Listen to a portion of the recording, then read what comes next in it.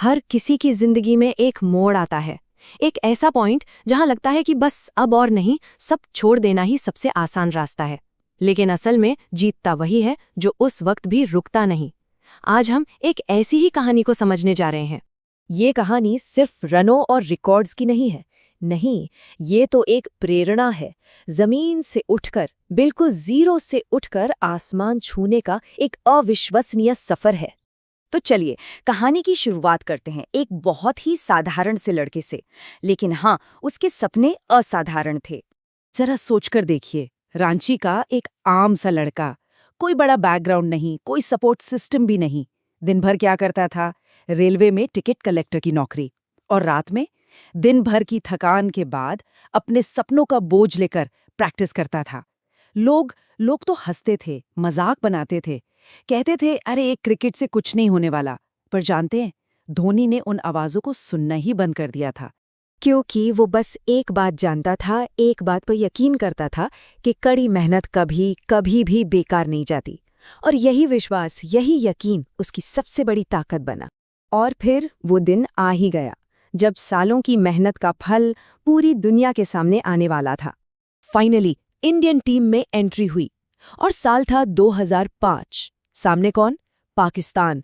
और उस दिन धोनी ने एक ऐसी पारी खेली जिसने सच में पूरी दुनिया को हिलाकर रख दिया। 148 रन्स। ये सिर्फ एक स्कोर नहीं था, ये एक ऐलान था कि देखो एक नया सितारा आ चुका है। उसकी बैटिंग का अंदाज ही अलग था, स्टाइल एकदम जुदा। और सोच तो सबसे ही अलग थी। और यहीं से उसकी एक नई पहचान बननी शुरू हुई, द फिनिशर। वो खिलाड़ी जो मैच को अंजाम तक पहुंचाता था।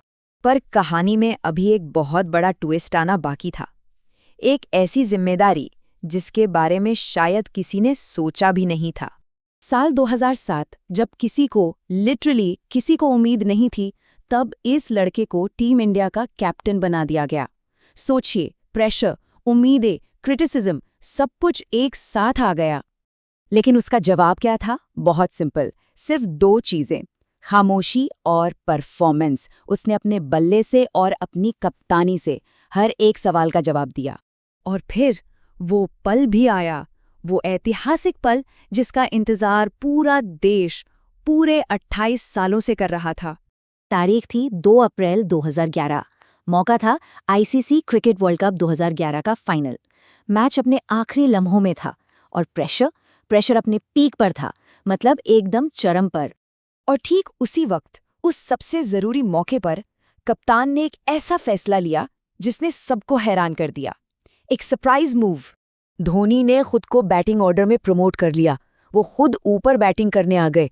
ये एक बहुत बड़ा गैम्बल था, एक ऐसा जुआ जिसने मैच का रुख हमेशा के लिए बदल दिया। और फिर वो शॉट, गेंद हवा में, पूरा स्टेडियम खामोश, और फिर 6! इंडिया वर्ल्ड कप जीत गया और एक कप्तान उसी रात एक लेजेंड बन गया। लेकिन ये जीत सिर्फ एक क्रिकेट मैच की नहीं थी। नहीं, ये एक सोच की जीत थी, एक माइंडसेट की जीत थी। देखिए, धोनी सिर्फ एक क्रिकेटर का नाम नहीं है। धोनी एक माइंडसेट है, एक जीने का तरीका। ये वो सोच है जो हमें सिखाती है कि जब दुनिया का सारा प्रेशर, सारा दबाव आपके ऊपर हो ना, तब भी अपने दिमाग को ठंडा कैसे रखना है। इसके 3 सिंपल स्टेप्स हैं। पहला, शांत रहना, बिल्कुल वैसे जैसे वो वर्ल्ड कप फाइनल में थे। दूसरा, सही फैसला लेना, जैसे उन्होंने खुद को बैटिंग के लिए ऊपर भेजा। और तीसरा और सबसे जरूरी, कभी घबराना नहीं। जब सारी दुनिया शोर मचा रही हो, तब वो खामोश रहकर अपना काम करता है। बस यही है कैप्टन कूल का असली फलसफा।